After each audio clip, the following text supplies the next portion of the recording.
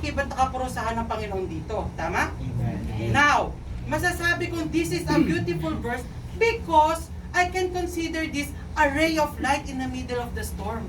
Sa gitna ng warning, ng distraction, ng punishment ng Panginoon, this verse reminds us how good is He, how protective is He, and how He deeply cares to those who trust in Him.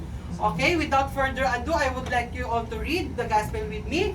1, 2, 3. The Lord is good, a refuge in times of trouble. He cares for those who trust in Him. Amen, Panginoon. Maraming salamat sa pagkakataon to. Ako'y maghahayag na yung salita, Panginoon. Tumayo po kayo sa aking harapan upang ang masalitang lumabas sa aking bibig ay mga gusto niya lamang lumabas sa aking mga labi, Panginoon. Gabayan niyo po ang makakarinig, Panginoon, ng talino at pag-uunawa upang maisabuhay at malakaran namin ang iyong salita. In Jesus' mighty name we pray.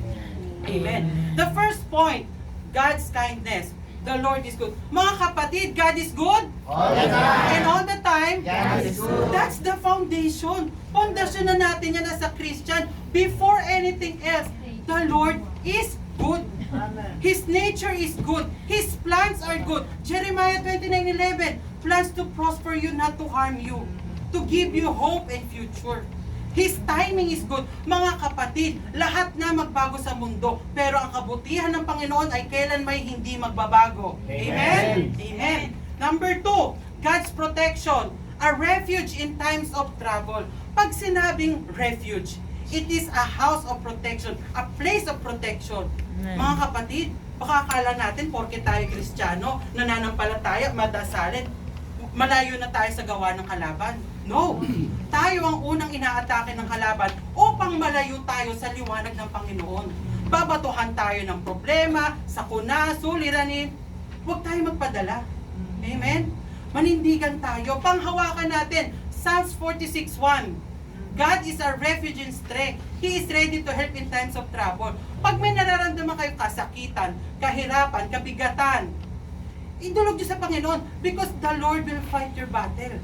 Again, remind yourself, yung mga mental illness na yan, remove that spirit away from your life kasi mga other form yan ng devil. Kasi nagkasala ako dahil sa depression, sa anxiety ko. No, that's wrong. Remove that spirit away from your life. Let the Lord fight your battle because God is our protection. Amen. Amen. Pangatlo, God is relational. Sabi nga, He cares for those who trust in Him. Pag sinabing He cares, He knows, He acknowledges, He watches over us. Mga kapatid, alam ng Panginoon, naniniwala tayo. Yes, naniniwala tayo. Ang tanong, nagtitiwala ba tayo? Nandun yung belief, pero nanalangin ka, hindi nabigay. Yung kapatiran mo, grabe ang biyaya. Ikaw nag-aantay, nagko-question ka, nai-stress ka. Walang trust doon.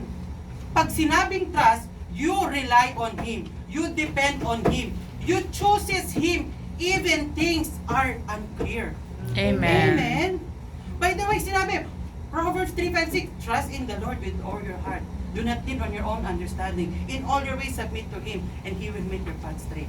Mga kapatid, this is the time to remove our self-will and replace it with the Lord's will. Because the Lord's will always shall be done. Amen? So mga kapatid, ang tanong ko, kayo ba ay naniniwala at nagtitiwala sa Panginoon?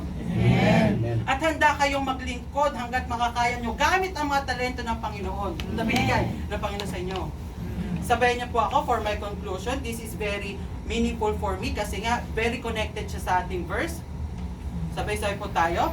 Ika'y tapat sa habang buhay, ika'y mabuti magpakailanman. Hanggat ako ay nabubuhay, awitin ko ang kabutihan ng Diyos. Kailan may di magbabago ang kabutihan mo. Kailan may di magbabago ang kabutihan mo. Buong buhay ko, iaalay ko lahat para sa'yo. Kailan may di magbabago ang kabutihan mo. Ika'y tapat sa habang buhay, ika'y mabuti magpakailanman. Hanggat ako'y nabubuhay, awitin ko ang kabutihan ng Diyos. Amen, Panginoon. Maraming